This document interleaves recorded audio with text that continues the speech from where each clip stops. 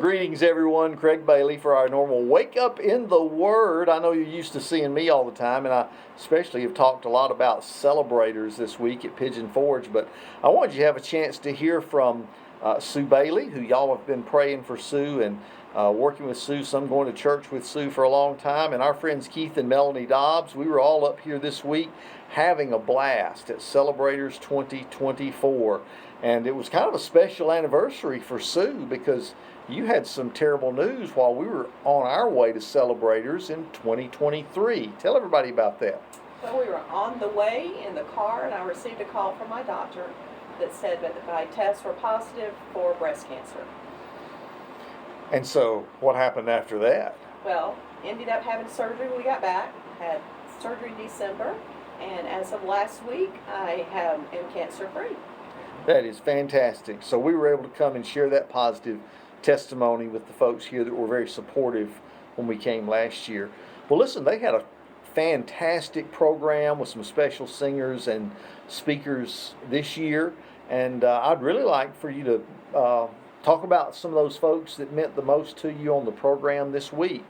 Some of those that really you'll remember for a long, long time because of what they said or what they sang or whatever their testimony was about. Well, Craig, it was really hard to pick a certain one to choose because they were all so good and had such special things to give each one of us. Natalie Grant sang last night, and she spoke and gave her testimony about the cancer. Speaking of cancer, that's right. The cancer that she'd had, in the past years. I think it was 7 years ago that she said she had cancer, and just to see someone with the voice and hear the voice that she has, she was not sure if she was going to ever be able to sing again. They did surgery and told it, that it was a possibility that she wouldn't have the range, but last night she belted it out with all she had. That's right. She sure had the range last night, didn't she? It's just so inspiring to see God move, and it lets you know that, they're famous singers, they're famous speakers, but they all have the same life difficulties that we do. They face the same trials that we do. And just to see how they handle those and how God moves in their lives is just an inspiration. I've really been inspired this week through all of their testimonies in each way. The music always means something to me because I'm moved by music. So I just have enjoyed the week thoroughly and can't wait till next year to go again. There you go. Well, Keith, what really hit you? Well, I think the testimony of Tim Tebow and his wife and the work they do with children that are handicapped and special needs, his passion for that is just amazing, and it really touched my heart. And also all the music and seeing Dr. Jeremiah, he's really had some health issues this year.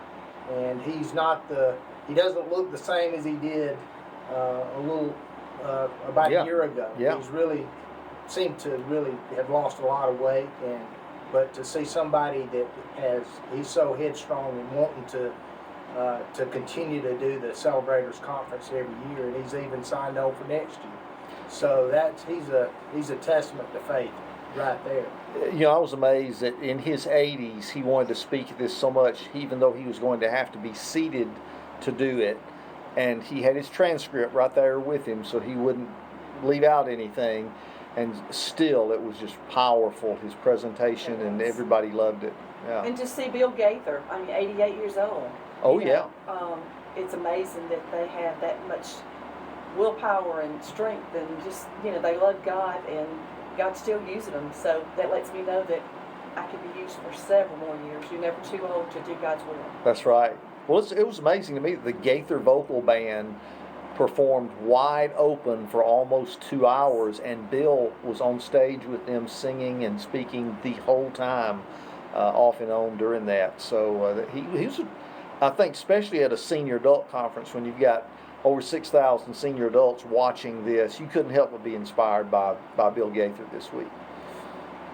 And not to say anything less about the head of the conference, or the one that kind of led it, was Phil Waldrop, and he spoke on the last day and just had a great message about living with a loss in their life. That's right. And it's just really a strong testimony about that a lot of people there that were attending were going through. So God They did just a puts great people job. in the right place at the right time to touch. I know That's- Sue mentioned that's right. last year that Phil really said some things that really hit home with her, just facing this cancer that she didn't know what she was going to be going through. It really gave her some, some encouragement. So I remember how disappointed I was that Dr. Jeremiah was not going to be able to make it. And then to get the news we got on the way, and that Phil Waldrop spoke to us, and that he shared and he preached each night. Every word he said was straight to my heart. That's And right. It just touched my life so much. He is truly a man of God, and he brings the word just like everybody, like the Dr. Jeremiah. God certainly used him again this year. I mean, that last message of the conference was so powerful. Well, it wasn't just preaching, but I tell you what, the singing was fantastic. I was especially impressed with Ernie Haas and Signature Sound, because they had so much energy in their program. And again, I was tired after listening to them. But it was just so powerful to see how God's using them. And the same was true of almost everybody. Now, Charles Billingsley, who leads the music, he is such a character. Last year, when they had someone get off the program at the last minute because they were going to receive a Dove Award or something like that, and he brought down the Thomas Road Baptist Church choir. I know y'all were here for that too. That was amazing. Well, we heard this year that the Thomas Road Church Choir is going to preview a new music project and be with us next year in 2025. But he gets to work with them all the time, and boy, he's got a lot of energy when it comes to leading worship, doesn't he? he does. Well, it's also fun that we ran into so many people. We are originally from Covington, Georgia, and that's where Keith and Melanie live to this day.